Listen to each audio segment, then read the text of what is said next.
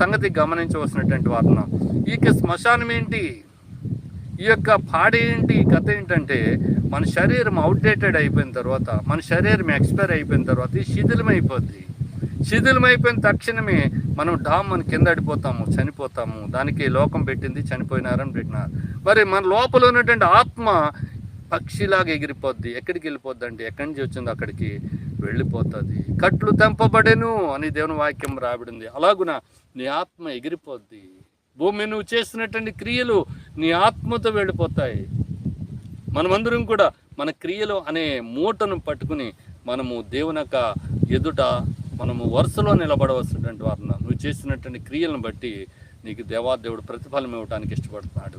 అయితే నేను మంచి పనులు చేయడానికి చేస్తున్నానని చెప్పడానికి నీకు నాకు అధికారం లేదండి. ఎందుకంటే బైబిల్ చెప్తుంది మనుషుని యొక్క మంచి పనులు దేవుని దృష్టిలో మురికి పేలికలాగా ఉన్నాయని రాయబడింది.